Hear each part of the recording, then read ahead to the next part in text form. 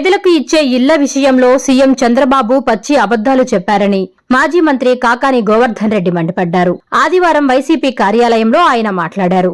YCP హయాంలో నిర్మాణం జరిగిన ఇళ్లను సైతం చంద్రబాబు ఇచ్చినట్టుగా చెప్పుకుంటున్నారని ఆగ్రహం వ్యక్తం చేశారు.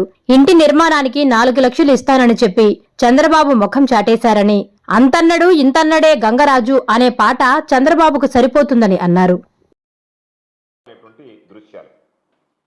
అందుకే అనేక సందర్భాల్లో చెప్పాం, కోట్లాది రూపాయలైనటువంటి విలువైనటువంటి భూముల్ని పేదలకు ఇచ్చాం. వాటిలో కష్టపడి ఇళ్లు నిర్మించి ఇవ్వాలనేటువంటి లక్ష్యంతో పనిచేశాం. చిత్తశుద్ధితో ఇళ్ల నిర్మాణం పూర్తి చేశాం. దగ్గర ఉండి గృహప్రవేశాలు చేయించాం.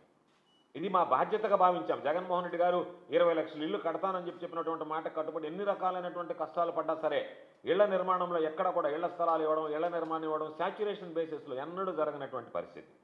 ఆ స్థాయిలో కట్టిన తర్వాత మీరు బహుశా ప్రజలకు గుర్తుంది, మీ అందరికీ గుర్తుందో లేదో, చంద్రబాబు అధికారంలోకి రాగానే గుర్తుండి ఉంటుంది అనుకుంటా, పేదలకైతే పాపం చాలా సంబరపడ్డారు.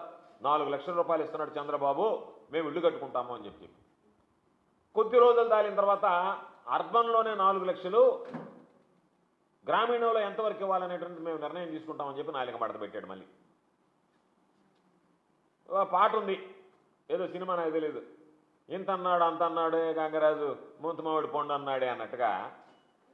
ఇప్పుడు ఏమనాలంటే ఇంత అన్నాడు అంత అన్నాడే చంద్రబాబు మాయ మాటలు చెప్పి మోసపోయాడు, మాయలతో మోసం చేస్తాడే అని చెప్పి మాట్లాడుకోవాలి. చంద్రబాబుని పాడుకోవాల్సినటువంటి పాట పాపం పేదలకు సంబంధించి ఇల్లు కట్టాల్సినటువంటి.